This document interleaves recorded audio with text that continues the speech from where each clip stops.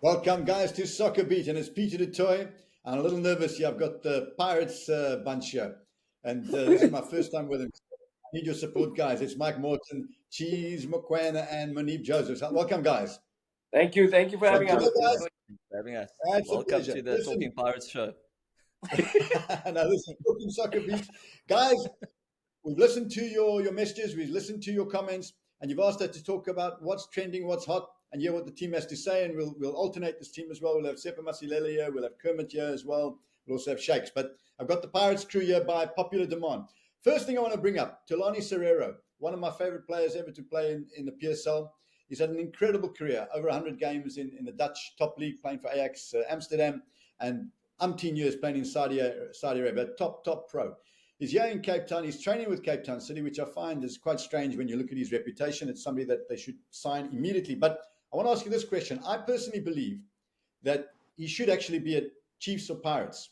And there's reasons for it. I think he can play a massive role at Chiefs in benefiting those young players. He doesn't have to, you can't start, but coming on the last 20 minutes or so at Chiefs, I think it'd make a big difference. And I look at Pirates as well, and I go, well, hang on, what happens if Tito gets injured?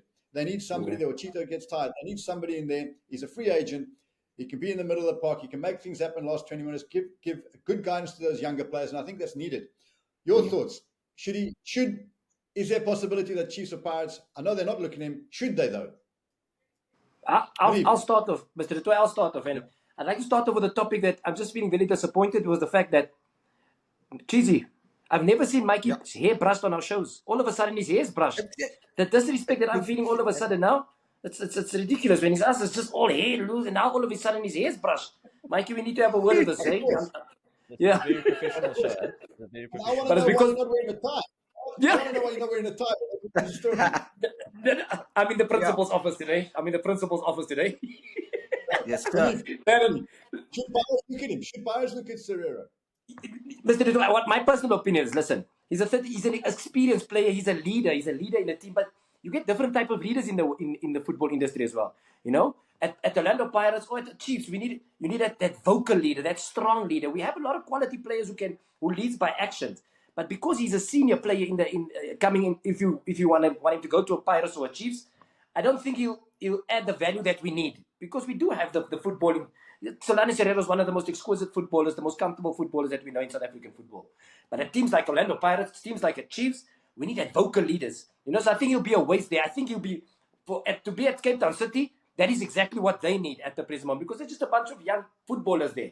You know, so he would definitely be a good addition to them. But I also like to say that I have seen videos of him training at Chiefs, at Cape Town City. And it's disappointing to see the treatment that he gets. Why should a player of his caliber go on trial there? That's so disrespectful for me, you know. But that's type of, I think it goes back to the type of coaches that we have in South Africa as well. Is when you bring a senior player of that quality, of that experience, some of them always feel threatened. So they want to stamp the authority by showing, listen, you're not going to be the senior player that you think you are. That is the complex that most of South African coaches have here as well. And that is what I experienced with players like Benny McCarthy coming to Orlando Pirates, where some coaches just feel threatened and insecure. Yeah. And to see a player of his caliber wearing other color kit, he should be respected. It's just, I think it's just so disrespectful. He's a quality player. He's put South Africa on the map wherever he went to, represented us well. And to come back to a team at this age now, he should be honored and say, listen, join us, and we would love to have you a part of our setup, because that is where he ultimately grew up, you know? So that disrespect, I'm not happy with. I'm not sure if it was the coach or the club, but Chiefs, tell me, Moneeb says no to Pirates, no to Chiefs. If I can jump in, I'd say it also would be a no for me, because looking at previous players that have come to these big clubs, coming from maybe a overseas team, or just being one of those experienced players, I think when those players come through, I'll make an example of a Keegan Dolly. I think there becomes too much pressure, and they're at a stage in their careers where they want to come and enjoy the game. Because I'm thinking Thulani is also thinking along those lines. Because if you take him to a Chiefs or a Pirates, now the pressure's piling up. You're going to still be looking at that cream de la cream that used to do magic at Ajax before he left, and he's getting a little bit older now. And knowing that he had started his career in Cape Town, I think that's the best move for him. I'd also agree with Moneeb in terms of the treatment the player is getting. coming from so many top clubs in Europe. I think he should be given that respect, even if they don't sign him, but let him know as early as possible. But for me, not for Pirates, not for Chiefs, I think it would be a great move for even a coach, Coach Kevin Hunt, who needs players. He can also have a look at him. Somebody that can bring something different to his team and try and help him in terms of the position that he is in, because you need all that experience. It can't just go to waste. You can't have a player like that trial.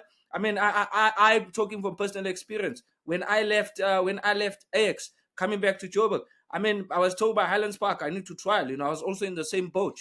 Look at a Keegan Dolly that went to Galaxy. I just think it's just the way we do things in South Africa. We don't show any respect for the guys that have been in the game for that long.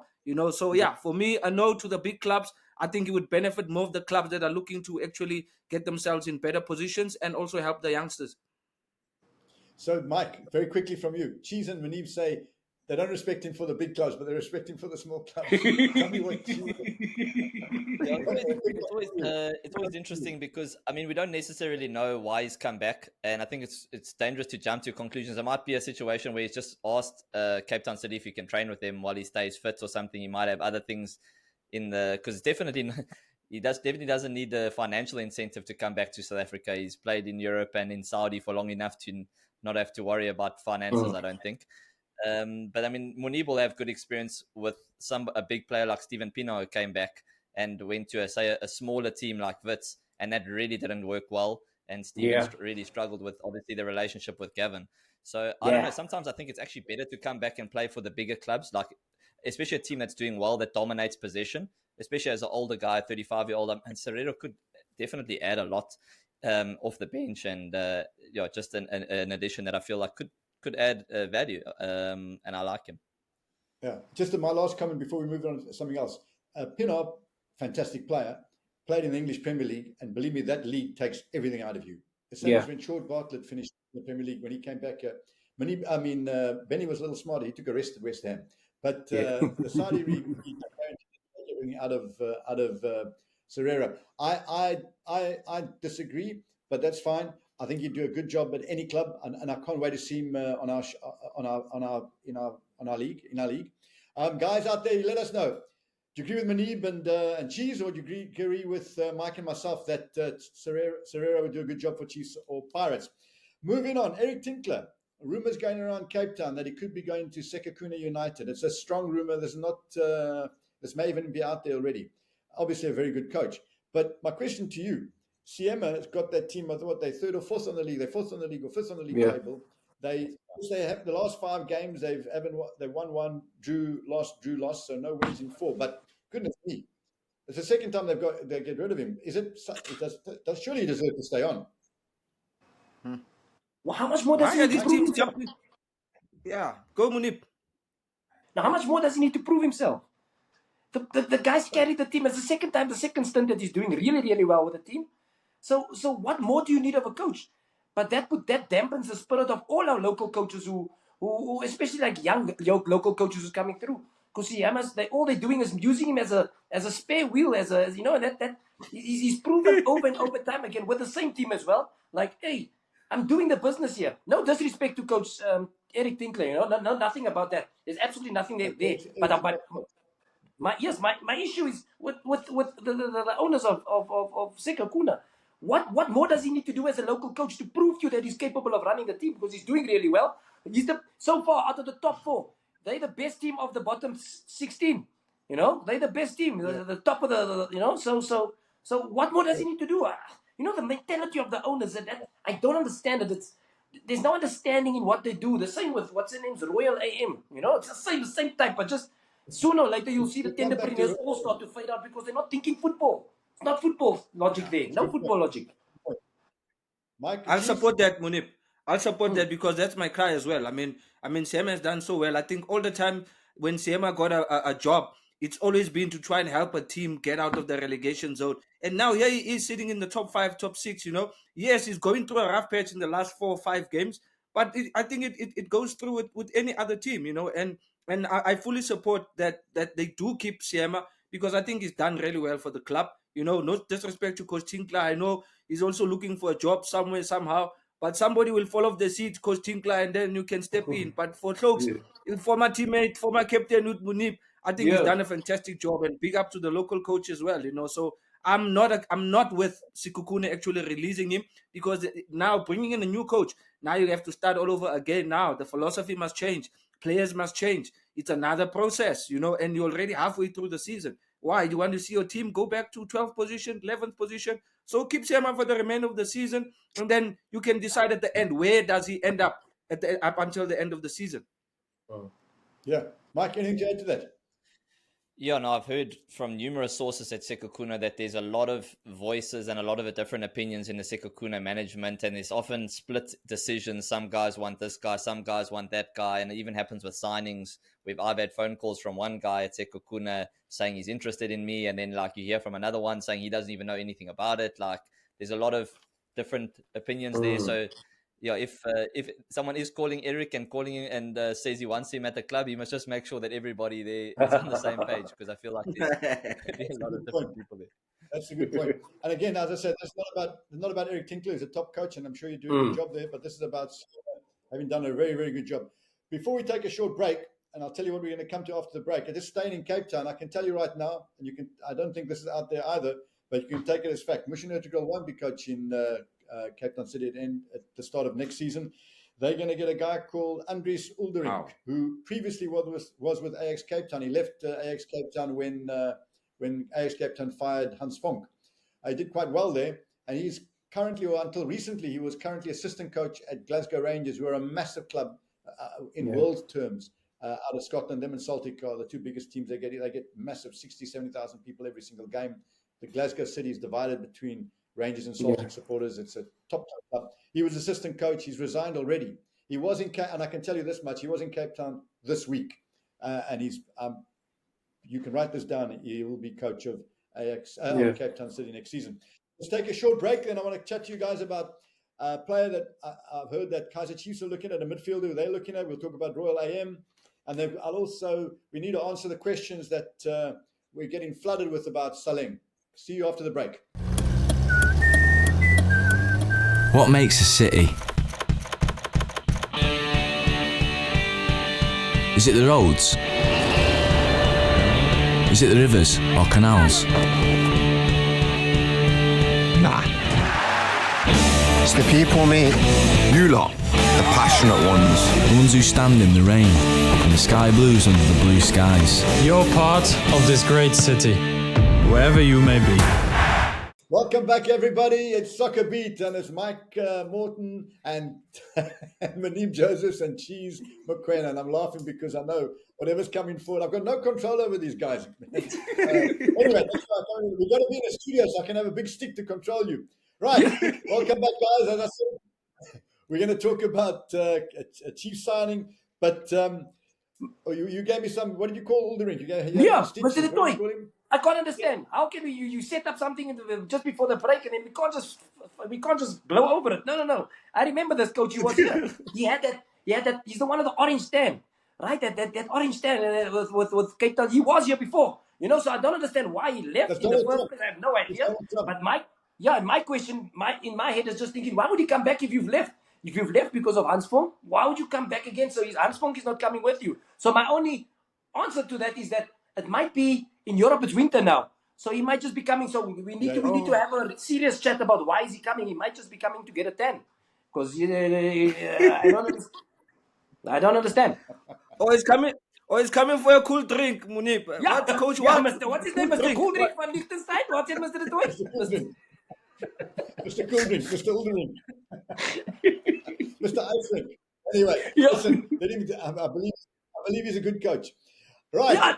Something that's unconfirmed. Everything else I've told you, I'm pretty much certain from the people who in the know. That's what they tell me is happening. This one is not confirmed. I've chatted to a number of people. They're whispering around this that Kaizer Chiefs are looking at Rowan Human, the AmaZulu midfielder. You guys I think Moneeb, you must have played with him at Wits or Wits, and Mike, I'm sure you played with him. I don't know. Look, this is a difficult one. He's 24. He's played a little bit for Wits, and he went overseas. He didn't quite make it there. Then he's really Maritzburg. Played a season and a bit, and now at AmaZulu he's doing well. He's played Bafana and Kasafa, but that doesn't really count in my book. Yeah. Is he Is he a player that Kaizer Chiefs need? Is he a Kaizer Chiefs player? Moneeb, I'm going to hold you for a second. Mike, you played against him.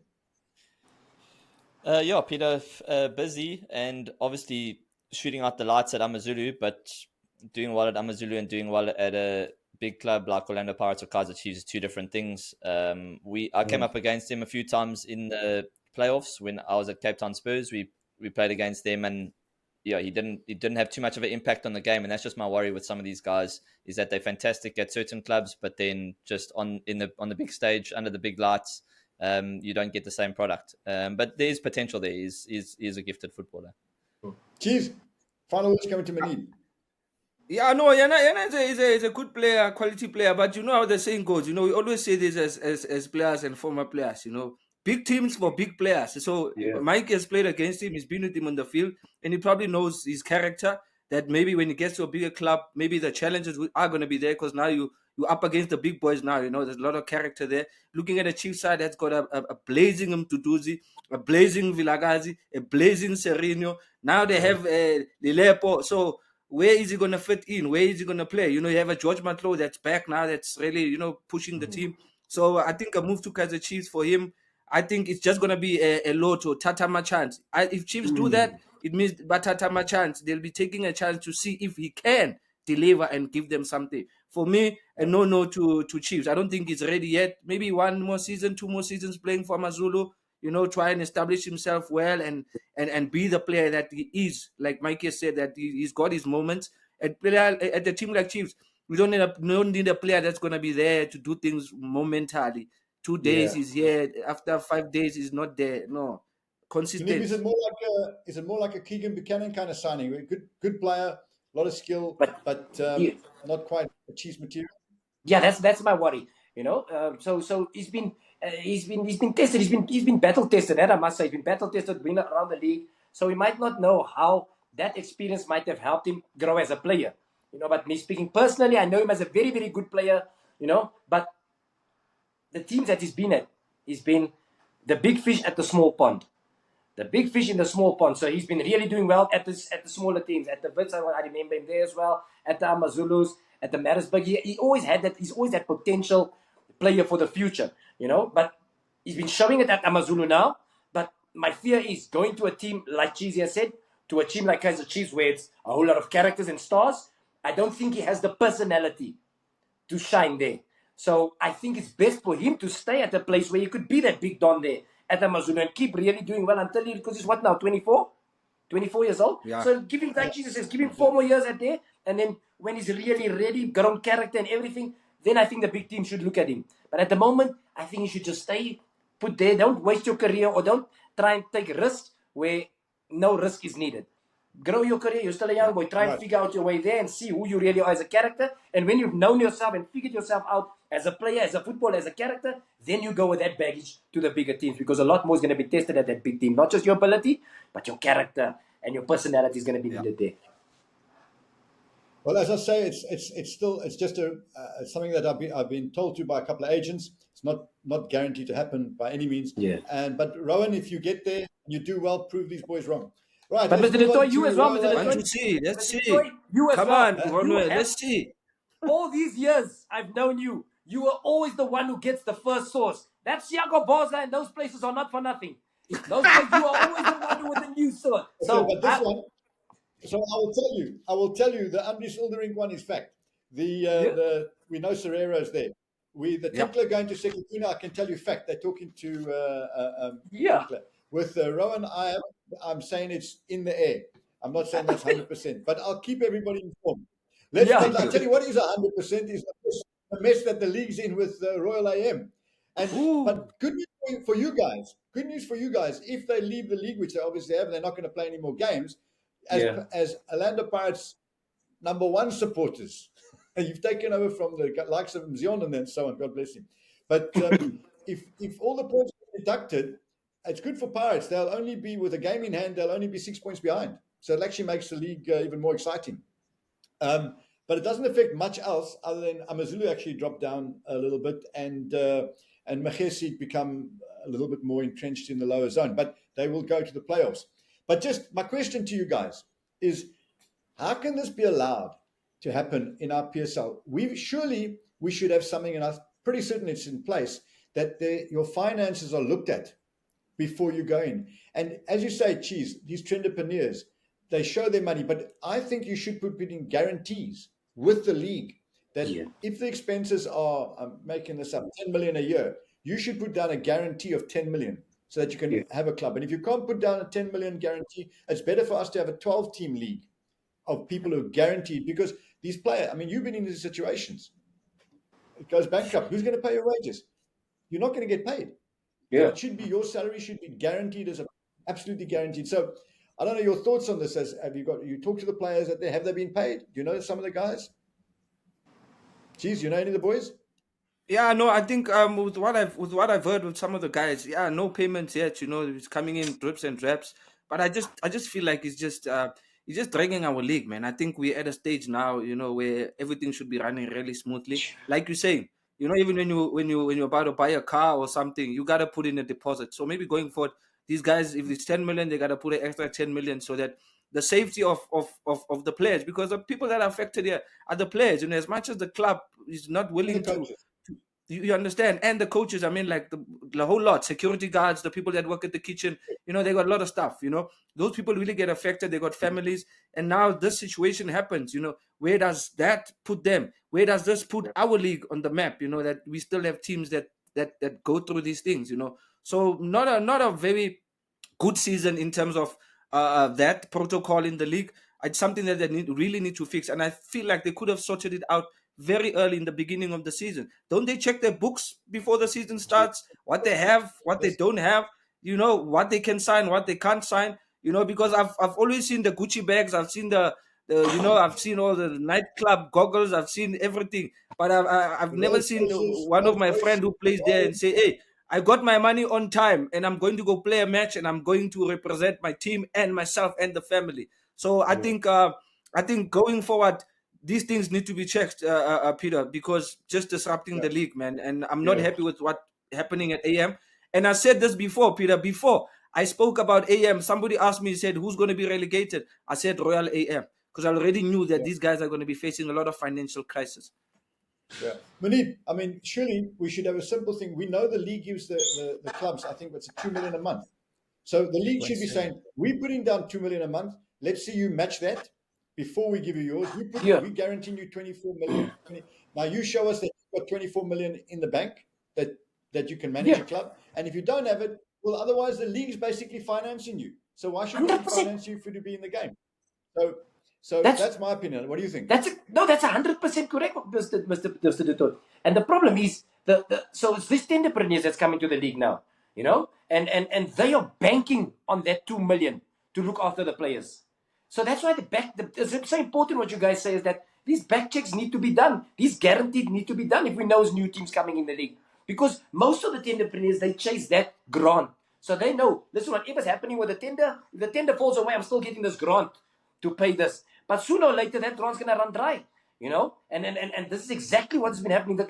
We've been attracting so much quality sponsors to the league. Sometimes you can see that the league is on the right path. But then there's still ways and still things that shows how our league is still not as professional as we would like it to be, But as much as the things are not, we're still trying to push forward. Saying push forward, we had a World Cup. We should have been at the top already with the way things have been. But seeing that we're still allowing these things to happen, I still feel in my heart as well, I still have a little bit of hope for Royal AM. And I'll give you the reason why. Because the only reason I can forgive them and I can still forgive them is if they, and like in the beginning of the season when we saw them coming out with envelopes, handing those envelopes out to the players, if they can come to each and every game that they're going to be postponed, they should come out at the beginning of the game with that same envelope. Send your son, send, what's her name, Mamu Kizi. The three of them come out onto the halfway line, that same envelope, give that team that you're playing the envelope with the 3 points in. Then I'll still have some chance of forgiveness. Do that same thing. Come with an envelope with 3 points in. If that's not going to happen, I think they should be here. This is where they should be. As a Royal AM, not speaking about the players or anything like that. Because that's just ridiculous, man. It's trash the way things are running. It's putrid. Mike. Yeah, Peter, Yeah, this just makes me so angry. This thing. Yes. I mean, we're all speaking about the finances here, but I don't even want to speak. I'm not even speaking about the finances. Just speaking about the behavior.